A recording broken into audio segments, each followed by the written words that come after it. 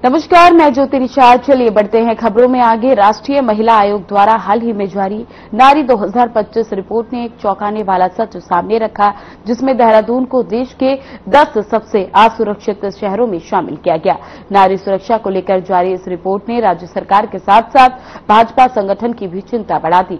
नारी 2025 की इस रिपोर्ट को लेकर उत्तराखंड महिला आयोग के अध्यक्ष कुसुम कंडवाल ने कहा कि ये रिपोर्ट कोई सरकारी आंकड़ा नहीं है, बल्कि एक निजी संस्था की रिपोर्ट है जिसकी जांच की जाएगी।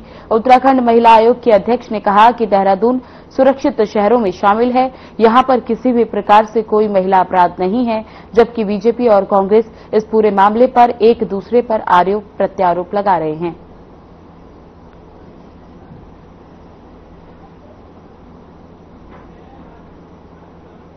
जी, हम बड़ा शर्मसार महसूस कर रहे हैं। देहरादून जो एक जमाने में अपनी खूबसूरती के लिए, अपने मौसम के लिए, अपनी नैसर्गिक सुंदरता के लिए, घाटियों के लिए, बर्फ के लिए, यहाँ की बरसात के लिए, यहाँ के चावल के लिए, यहाँ की चाय के लिए, यहाँ की लीची के लिए प्रसिद्ध होता था पूरे देश और दुनिया में, आज लोग इसलिए जान रहे हैं कि वो शहर जो अपनी सुंदरता के लिए विश्व विख्यात था, वो शहर आज महिलाओं के लिए असुरक्षित है। देश के 10 ऐसे शहर जिनमें सबसे ज्यादा क्राइम अगेंस्ट विमेन है, उसमें देहरादून शुमार हो गया है। ये हमारा सर शर्म से नीचे करता है और इसके लिए जिम्मेदार केवल और केवल भारतीय जनता पार्टी की सरकार है। अंकिता भंडारी से लेकर के अनामिका शर्मा के मामले तक अगर सारी महिलाओं के खिलाफ अपराध, रेप, हत्या, बलात्कार, ये सारी घटनाएं आप देखेंगे, हर दूसरे मामले में तो बीजेपी का आदमी है। कोई रिपोर्ट नहीं है, एक प्रकार से किसी चैनल द्वारा कुछ चीजों को चर्चा भी किया गया है, एक पत्रिका ने उसको दिखाया है, लेकिन जितनी सुरक्षित जगह उत्तराखंड में खास मात्र हमेशा और राज्यों की अपेक्षा उत्तराखंड हमेशा सुरक्षित रही है। हर समय वो सेवा अपना समय, चाहे जॉब में, प्राइवेट सेक्टर में, जहाँ भी काम करती है, उनको किसी प्रकार का कोई भय नहीं होना चाहिए और न सरकार हर प्रकार की चिंता करती है। इसमें माननीय राष्ट्रीय अध्यक्ष जी राहत जी महिला आयोग की अध्यक्ष थी और उसमें जो उनके द्वारा आंकड़े दिखाए गए हैं 31 शहरों के, उसमें उन्होंने देहरादून का भी नाम दिया है। और मेरी माननीय राष्ट्रीय अध्यक्ष जी से भी बात हुई है, क्या जैसे जिस तरह से की चर्चा चल रही थी कि NCW की रिपोर्ट है, लेकिन उन्होंने पूरी तरह से इस बात को नकारा है कि राष्ट्रीय महिला आयोग का कोई सर्वे नहीं हुआ है और न ही कोई सरकारी आंकड़े में इस तरह से देहरादून का नाम आया है। और उत्तराखंड राज्य महिला आयोग पूरी तरह से इसे नकारता है और उत्तराखंड राज्य महिला आयोग एक बार उनसे आंकड़े अवश्य लेगा। जो कंपनी के द्वारा जो सर्वे हुआ है, उस सर्वे की रिपोर्ट आयोग के द्वारा मांगी जाएगी।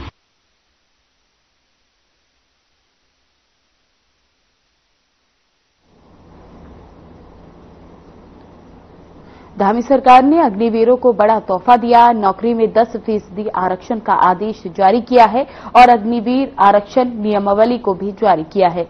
ये अग्निवीर आरक्षण को लेकर बीजेपी प्रदेश प्रवक्ता कमलेश्वर रमन का कहना है कि केंद्र सरकार की अग्निवीर योजना पर धामी सरकार ने ऐतिहासिक निर्णय लिया है।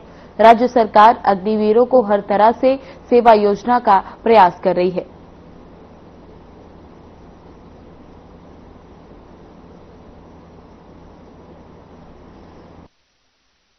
अग्निवीर योजना जो हमारी केंद्र की योजना है और माननीय प्रधानमंत्री जी ने इसकी शुरुआत की है और युवाओं को आगे बढ़ाने के लिए जिस तरीके से इसमें एक विस्तार दिया गया है केंद्र की तरफ से, अगर मैं बात करूं तो केंद्र में भी अगर वो बच्चे जब 4 साल के बाद वहां से आएंगे तो वहीं कहीं ना कहीं 60% उनको वहीं रखने का काम होगा, उनको सेवा विस्तार मिलेगा। और अब राज्य की सरकार, हमारी पुष्कर सिंह धामी जी की सरकार ने भी ऐतिहासिक निर्णय लिया है कि जो अग्निवीर से रिटायर होकर के 4 साल के बाद वहां से आएंगे, क्योंकि किसी को भी बेरोजगारी का सामना नहीं करना पड़ेगा। यहाँ की जो हमारी लोकल बॉडीज की वैकेंसियां होगी उसमें उनको कहीं ना कहीं रखा जाएगा। और जितनी भी हमारी वर्दीधारी जो हमारी वैकेंसियां होंगी, जो आपकी जो है सुरक्षा की दृष्टि से जितनी भी हमारी वैकेंसियां होंगी, उनमें उन लोगों को रखा जाएगा, उनको प्राथमिकता दी जाएगी। तो एक ये ऐतिहासिक फैसला पुष्कर सिंह धामी जी ने लिया है और समय समय पर युवाओं को बढ़ाने के लिए, क्योंकि अग्निवीर योजना हमारे देश की एक जो है युवाओं को बढ़ाने के लिए वो योजना है। इसीलिए राज्य में भी ऐसा फैसला लिया गया कि पुष्कर सिंह धामी जी युवाओं को आगे बढ़ाकर और अग्निवीर को प्राथमिकता देकर के जो लोग वहां से आएंगे उन नौकरियों में उनको कहीं ना कहीं आरक्षण देने का काम करें।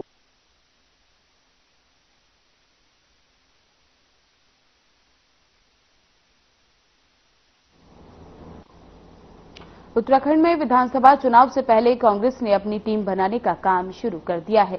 संगठन सृजन अभियान के तहत कांग्रेस महानगर और जिला अध्यक्षों की नई टीम तैयार करने जा रही है, जिसके तहत हल्द्वानी के स्वराज आश्रम में महानगर अध्यक्ष चुनाव के लिए पर्यवेक्षक पहुंचे।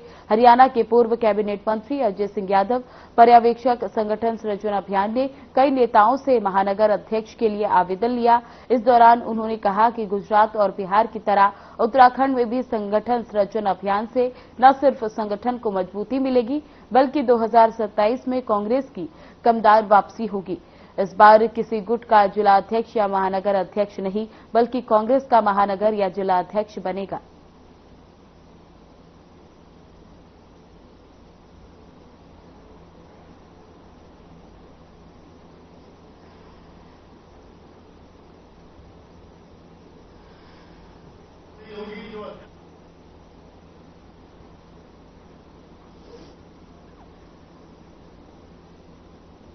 हमारे देश के इतने बड़े नेता कैप्टन यादव साहब जो ओबीसी के हमारे राष्ट्रीय अध्यक्ष भी रहे, 3 टर्म उनके पिताजी विधायक रहे, 6 टर्म वो स्वयं मंत्री और विधायक सीएलपी रहे और विधायक हरियाणा में रहे। ऐसे परिवार से, ऐसे पारिवारिक पृष्ठभूमि से इतने मजबूत नेता को हल्द्वानी भेजा गया संगठन सचिव के और निष्पक्ष तौर से मैं आपको विश्वास दिलाता हूँ, कहने की बात नहीं है, निष्पक्ष तौर से सब लोग अपने आवेदन भी करेंगे। निष्पक्ष तौर से खुद कैप्टन साहब अपनी फीडबैक सीधे राहुल गांधी जी और खड़गे जी को देंगे और उसके बाद जो नामित होंगे उसके बाद प्रॉपर प्रक्रिया से नामित होंगे और संगठन को इसमें बहुत मजबूत। आप सब है कि प्रत्यक्षम किम प्रमाणम, वो प्रमाण गांधी जी ने पूरे देश के अंदर दिया, उसका असर बिहार में दिख रहा है। इस देश की हर जो बनाई हुई संस्थाएं हैं उनको 11-12 साल में खत्म कर दिया, चाहे वो जुडिशरी हो चाहे वो चुनाव आयोग हो।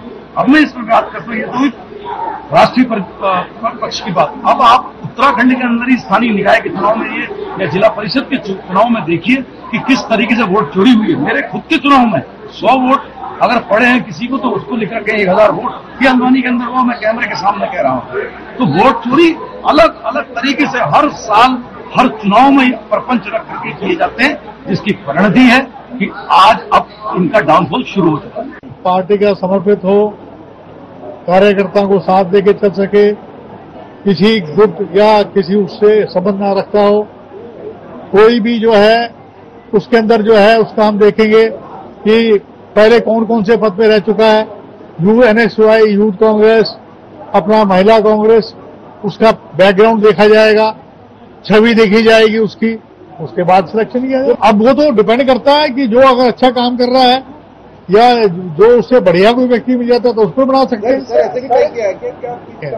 कोटा सिस्टम कुछ नहीं है, महिलाओं को भी हम स्थान देंगे और ओबीसी को भी साथ देंगे, एससी एसटी का भी ख्याल रखा जाएगा। यहाँ पर तो महानगर है तो हम यहाँ देखते हैं कि किसको हम एडजस्ट कर सकते हैं। चमोली के जनपद देवाल विकासखंड में लोक निर्माण विभाग के अधिशासी अभियंता रमेश चंद्र ने नवनिर्वाचित ब्लॉक प्रमुख तेजपाल रावत को ब्लॉक प्रमुख पद की शपथ दिलाई। वहीं शपथ लेने के बाद देवाल विकासखंड के युवा ब्लॉक प्रमुख तेजपाल रावत ने ज्येष्ठ प्रमुख पद पर दीपक सिंह और कनिष्ठ प्रमुख पद पर पिंकी देवी को पद और गोपनीयता की शपथ दिलाई। शपथ ग्रहण कार्यक्रम में थराली विधायक भूपाल राम टमटा ने बतौर मुख्य अतिथि शिरकत की।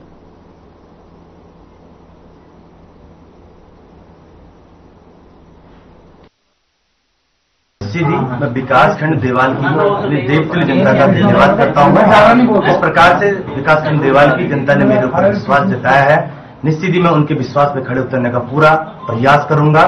और रही विकास कार्य की बात, क्योंकि विकासखंड देवाल में तमाम विकास कार्य होने हैं, माननीय हमारे क्षेत्र के लोकप्रिय विधायक जी के नेतृत्व में और तमाम विकास कार्य जो रुके हैं, मैं उसके लिए अपने देवाल की समस्त देवतुल्य जनता से आश्वस्त करता हूं कि मैं उन सभी कार्यों को आगे बढ़ाने का पूर्ण रूप से प्रयास करूंगा। क्षेत्र पंचायत प्रमुख आज देवाल में जो शपथ ग्रहण समारोह था, इस सौभाग्य की बात है कि एक ऊर्जावान युवा क्षेत्र प्रमुख बने यहाँ पर श्री तेजपाल सिंह रावत जी, और उनके साथ साथ मैंने आज जितने भी चुन करके हमारे क्षेत्र पंचायत सदस्य गण आए हैं उनको भी और प्रधानगणों को भी बधाई दी है, और एक आग्रह भी किया है कि अवसर मिला है आपको, इस बात का अवसर मिला है कि आप क्षेत्र में, अपने गांव में, अपने क्षेत्र में किस प्रकार जो विकास के काम हैं, जो केंद्र पोषित योजनाएं हैं, जो राज्य पोषित योजनाएं हैं, उनको अपने गांव में अगर आच्छादित करते हैं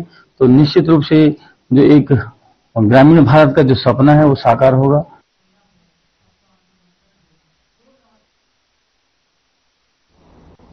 अल्मोड़ा में चल रहे प्रसिद्ध नंदा देवी मेले का मां नंदा सुनंदा की डोली यात्रा के साथ समापन हुआ। मां नंदा सुनंदा की भव्य शोभा यात्रा निकाली गई। हजारों की संख्या में श्रद्धालु मां नंदा देवी के मंदिर में दर्शन करने पहुंचे। इस दौरान लोगों ने अपने घरों की छतों से मां के दर्शन कर उन्हें भावुक विदाई दी। नंदा देवी मंदिर में भक्तों का पूजा अर्चना के लिए सैलाब उमड़ा। दिन में चंद वंशज के केसी सिंह बाबा के परिजनों ने विधि विधान से मां नंदा सुनंदा की पूजा अर्चना की, जिसके बाद शाम को मां नंदा सुनंदा के जयकारों के साथ शोभा यात्रा निकाली गई। भक्त भजन कीर्तन और जयकारों के साथ मां की शोभा यात्रा में शामिल हुए। शोभा यात्रा नंदा देवी मंदिर से शुरू होकर ड्यूडी पोखर तक निकाली गई, जहां तल्ला महल से पुरोहितों ने मां की शोभा यात्रा की आरती उतारी, जिसके बाद मां का डोली बाजार दुगलखोला स्थित डोबा नौला पहुंचा, जहां पर मां नंदा सुनंदा की मूर्ति का विधिवत विसर्जन किया गया। इसी के साथ ही अल्मोड़ा का ऐतिहासिक नंदा देवी मेला समापन हुआ।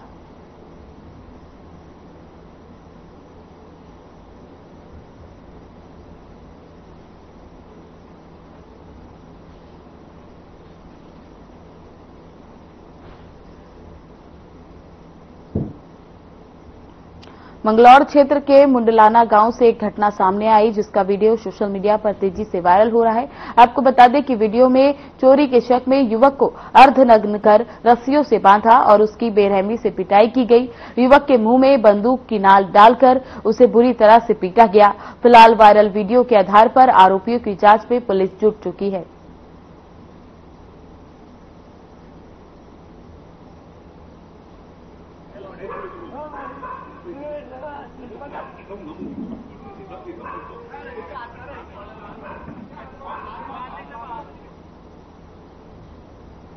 हल्द्वानी की गोला नदी से गुरुवार को एक महिला का शव मिलने से क्षेत्र में हड़कंप मच गया।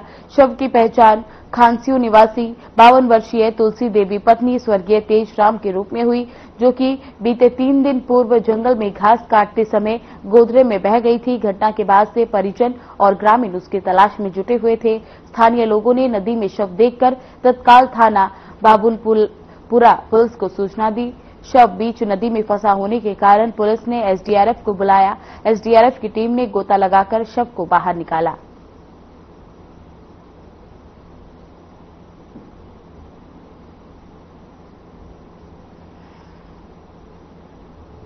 ये हमें सुबह मॉर्निंग टाइम में काठगोदाम से एक सूचना मिली थी थाने से कि एक बॉडी टापू में है करके बनपुरा में। तो हमें अभी हमारी टीम पहुंच रखी है यहाँ पर, अभी ला रहे हैं बॉडी को क्योंकि टापू में है वो। और हमें लगता है कि खंसियों में एक लेडीज बह रखी है वहाँ पे। कल वहाँ भी एक टीम हमारी गई हुई है। परसों शाम को 4 बजे बड़ौन के बसोटिया जो नदी गधेरा है, उस गधेरे में हमारी तुलसी बहन तुलसी देवी, जिसकी एक चप्पल और दराती मिली, तो 4 बजे से गायब थी। तो हमने एसडीआरएफ की टीम को बुलाया, वहाँ जिला प्रशासन और पुलिस की प्रशासन के कर्मचारी अधिकारियों को बुलाया। तो परसों शाम 4 बजे से लगातार हम ढूंढने का काम कर रहे हैं। कल भी हमने दिन भर ढूंढा और हम मुखलकांडा से नीचे को जो गौला नदी आती है, नदी लगातार ढूंढने का काम कर रहे थे। तो आज सुबह प्रातः 7 बजे बॉडी तुलसी देवी की यहाँ पर मिली। पहचान इसलिए हुई क्योंकि तुलसी देवी जी की 6 उंगलियां थी और 6 उंगलियों के हिसाब से हमने उसकी पहचान की और ये तुलसी देवी है करके। तो उसके परिजनों को भी यहाँ पर बुलाया। कई रिश्तेदार यहाँ पर आए हैं और परिवार के सदस्य और लोग भी आ रहे हैं। तुलसी देवी जी है करके उसकी शिनाख्त हुई है। और ऊपर परसों दिन भर जो बारिश थी,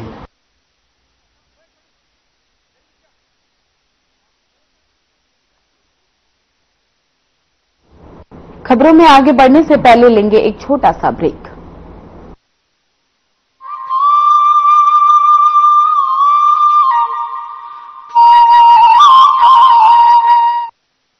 क्या आप दुबले पतले कमजोर हैं, आपकी सेहत नहीं बनती, भूख कम लगती है, वजन नहीं बढ़ता।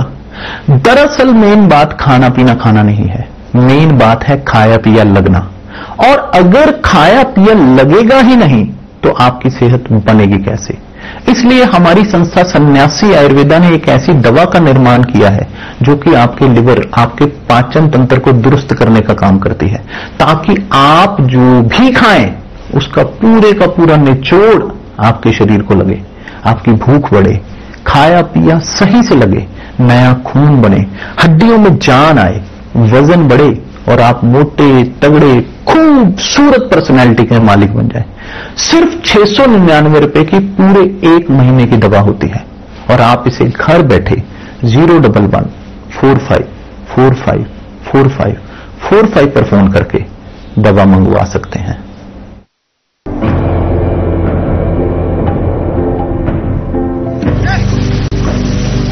कभी पानी की कमी से सूखते उत्तराखंड के इन खेतों में अब लहलहा रही हैं फसलें। राज्य में सिंचाई की आधुनिक तकनीकी ने खोल दिए हैं किसानों के तरक्की के द्वार। इन सीढ़ीदार खेतों में प्राकृतिक स्रोतों के जरिए पानी पहुंचाना हमेशा चुनौतीपूर्ण रहा है, लेकिन उत्तराखंड सरकार की पहल से सोलर पंप लिफ्ट सिंचाई योजना निर्माण के जरिए पानी को खेतों तक पहुंचाना हो गया है बेहद आसान। लघु सिंचाई परियोजना के तहत सिंचाई के लिए बने सोलर वाटर लिफ्टिंग सिस्टम व अलग अलग तकनीकी से बनाए गए पानी के टैंकों ने पहाड़ की खेती किसानी को दिए हैं नए आयाम। सिंचाई होने से किसान बंजर पड़े खेतों पर नकदी फसलें उगाकर कर रहे हैं लाखों की कमाई। सौर ऊर्जा से चलने वाले पंपिंग सिस्टम से किसानों की बिजली पर निर्भरता भी हो गई है खत्म। सरकार का किसानों की आय दोगुना करने का संकल्प हो रहा है पूरा। हमारे गांव में सोलर लिफ्टिंग पंपिंग योजना शुरू की गई, जहां पर हमारे समस्त गांववासी पुरानी खेती झंगोरा मंडवा और गेहूं मक्की उस पे निर्भर थे। आज इस सोलर पंप लगने से पूरे गांव में सिंचाई पर्याप्त रूप से हुई और हमने यहां पर नकदी फसलों का कार्य शुरू किया, जहां पर हमने शिमला मिर्च, बीन्स और टमाटर लगाने शुरू करे। जिन खेतों पे कुछ नहीं होता था, आज वहां पर नकदी फसलें बहुत अच्छी हो रही है और बहुत अच्छा दाम कमाया, पूरे गांव वालों को बहुत बड़ा फायदा मिला। अब तक सोलर पंप सिस्टम के तहत राज्य भर में 497 जियो और आरसीसी टैंकों का किया गया है निर्माण। स्थानीय संसाधनों के सतत प्रबंधन से उत्पादकता और ग्रामीण समुदाय की आय में वृद्धि करने के लिए प्रतिबद्ध है उत्तराखंड सरकार। सौर ऊर्जा से समृद्ध किसान, समृद्ध।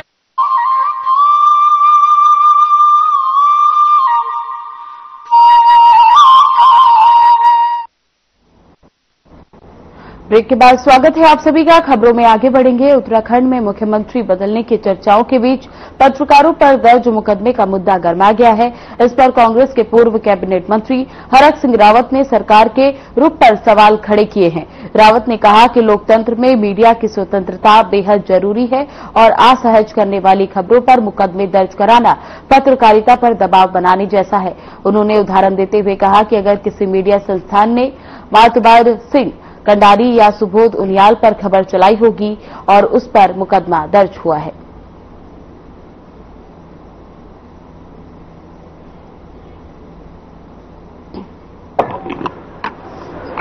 एक नेशनल मैगजीन ने, जब मैं यूपी मिनिस्टर था उसने मेरे खिलाफ छापा। उसकी संपादिका हमारे उत्तराखंड की थी, बहुत लीडिंग न्यूज मैगजीन थी, लेकिन मैंने उसके खिलाफ कभी मुकदमा नहीं किया।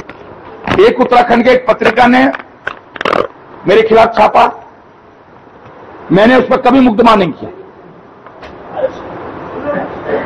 एक दिन मातबर सिंह कंडारी जी के खिलाफ छापा, उन्होंने मुकदमा कर दिया। सुबोध उनियाल जी के खिलाफ छापा, उन्होंने मुकदमा कर दिया। तो मैंने सुबोध उनियाल जी से भी कहा, मातबर सिंह कंडारी से भी कहा। कांग्रेस नेता हरक सिंह रावत ने एक प्रेस कॉन्फ्रेंस में उत्तराखंड में प्रधानमंत्री आवास योजना से जुड़े बड़े घोटाले का खुलासा किया। उन्होंने आरोप लगाया कि देहरादून के चलांग गांव में गरीब के लिए प्रस्तावित 2000 फ्लैटों की जगह अमीर की कोठियां बनाई जा रही हैं।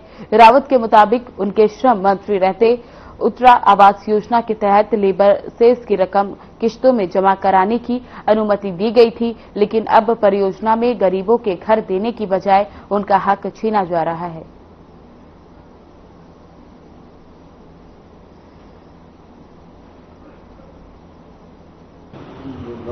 देखिए, आज से जब मैं सरमंत्री था, मुझ पे एक व्यक्ति आया, एक पत्रकार के साथ आया था। उसने कहा था मैं 2000 फ्लैट बना रहा हूं प्रधानमंत्री आवास योजना के तहत, और जो लेबर सेस होता है वो एक साथ नहीं जमा कर सकता, इसको किस्तों में कर दो। मैंने 10 किस्तों में कर दिया उसको लेबर सेस। मैंने कहा यार गरीबों के लिए आवास बन रहा है तो धीरे धीरे जमा हो जाएगा। उस योजना का पूरा नक्शा पास, एमडीडीए से नक्शा पास हो गया 2000 फ्लैट का। प्रधानमंत्री आवास उत्तरा योजना करके कंपनी बन थी उस व्यक्ति की, उत्तरा योजना कंपनी। कनखल क्षेत्र में गणेश विसर्जन के दौरान बड़ा हादसा हो गया। राजघाट पर मूर्ति विसर्जन के दौरान एक युवक गंगा की तेज धारा में बह गया। देखते ही देखते वे मौजूद श्रद्धालुओं में अफरा तफरी मच गई। अंधेरा होने के कारण देर रात तक युवक का कोई सुराग नहीं मिल पाया। अगले दिन फिर से सर्च अभियान शुरू किया गया, लेकिन नाकाम ही रहा। जानकारी के मुताबिक परमधाम आश्रम के पास रहने वाले 38 वर्षीय निखिल गुप्ता गणेश विसर्जन में शामिल हुए थे।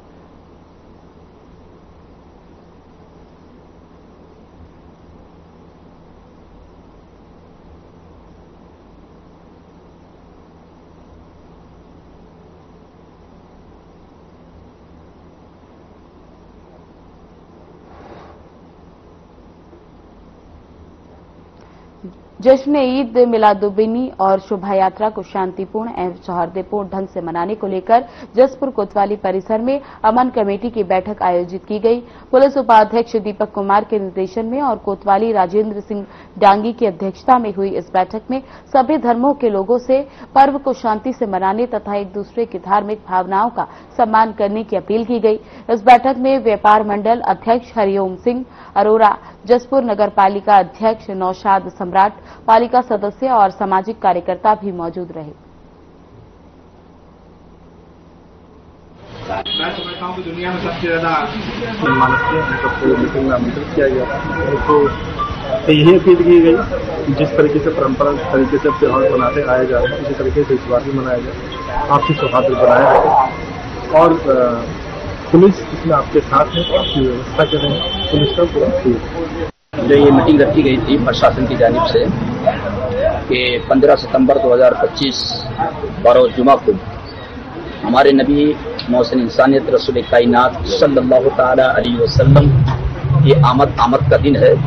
जिस दिन रसूल पाक सल्लल्लाहु अलैहि वसल्लम दुनिया में तशरीफ लाए, उनकी आमद पर यानी कि जन्मदिन मनाने के लिए हम ये जुलूस का इनकार करते हैं। और आज की मीटिंग का जो खास मकसद था यही कि शहर में कहीं भी किसी तरह का कोई फितना फसाद न हो सके, ताकि सुकून के साथ में जुलूस निकाला जा सके। और हमारा मकसद यही है कि इस्लाम एक ऐसा मजहब है कि इस्लाम अमन और शांति, मोहब्बत और मोहब्बत, अदल और इंसाफ का मजहब है। और इस्लाम के आने के बाद आप देखें कि दुनिया में हर तरफ सुकून चैन की ऐसी हवा चली कि जिसमें क्या लोग इधर उधर बिगड़े हुए थे सब एकजुट हो गए। मैं समझता हूं कि दुनिया में सबसे ज्यादा खुशी से क्षेत्रीय विकास की दिशा में एक और कदम बढ़ाते हुए मटकोटा वाय दिनेशपुर गदरपुर सड़क के पुनर्निर्माण कार्य का विधिवत शुभारंभ किया गया। क्षेत्रीय विधायक अरविंद पांडे ने फीता काटकर 16 किलोमीटर लंबी इस सड़क के निर्माण कार्य की शुरुआत की। ये परियोजना केंद्रीय सड़क निर्माण विभाग से 43 करोड़ 48 लाख रुपए की लागत से स्वीकृति की गई है।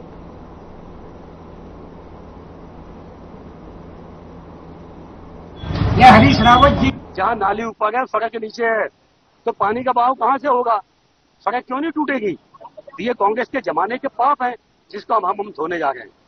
और ये 13 साल पहले सड़क बनी थी कांग्रेस के जमाने में 92 करोड़ की। आज इसको कम से कम उनके हिसाब से ये 300 करोड़ में बननी चाहिए थी, लेकिन भारतीय जनता पार्टी की सरकार इसको मात्र 43 करोड़ में बना गई है। तो ये भारतीय जनता पार्टी की ईमानदारी है और वो कांग्रेस पार्टी का 13 साल पहले का वो पाप है। बुलेटिन में बस इतना ही, बने रहें हमारे साथ। नमस्कार।